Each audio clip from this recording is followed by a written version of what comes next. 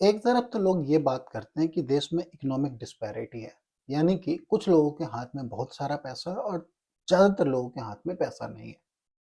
दूसरी तरफ जिन लोगों के पास पैसा कम है या नहीं है, उन वो लोग जब अपने पैसे को इन्वेस्ट करने के लिए सोचते हैं, तो वो वैसे जगह पे पैसे जाके इन्वेस्ट कर देते हैं, जहाँ से उनको 3-4% का रिटर्न मिलता।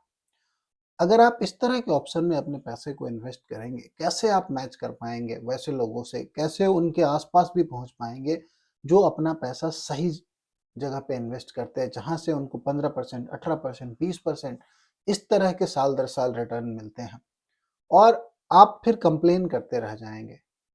25-30 साल में जिन लोगों ने भी साल के 50 से 60 हज़ार रुपए भी एलआईसी के एंडोमेंट, मनी बैक प्लान या यूलिप प्लान में इन्वेस्ट किया है, उन्होंने पिछले 25 साल, 30 साल के इन्वेस्टमेंट पे कम से कम, मैं बोल रहा हूँ कम से कम 1 करोड़ रुपए का नुकसान किया है।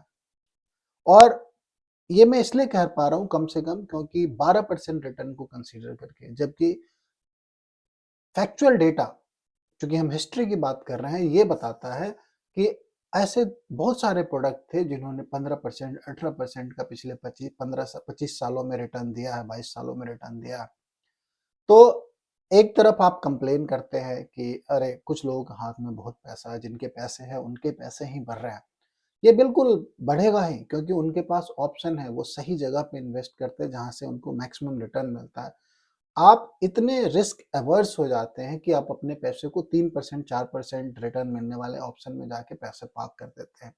आप इन्वेस्टमेंट और इंश्योरेंस को कंबाइन करके जो प्रोडक्ट मार्केट में है, चाहे वो यूलिप हो, एंडोमेंट हो या मनी बैक प्लान हो, उसमें जाके पैसे इन्वेस्ट करते हैं। सो मात्र 50-60 हज़ार रुपए साल के जिन लोगों ने इस तरह के एलआईसी और उसके सिमिलर कंपनी में इन्वेस्ट किए हैं, उन्होंने अपने और अपने फैमिली मेंबर्स का करोड़ों रुपए का नुकसान किया है पिछले 25 साल में। तो आप इस बात को समझिए और सही जगह पे अपने पैसे को इन्वेस्ट कीजिए। इंश्योरेंस और इन्वेस्टिंग दोनों को अलग-अलग रखिए, दोनों अलग-अलग प्रोडक्ट है, दोनों के पर्पस अलग-अलग है। Thank you so much for watching.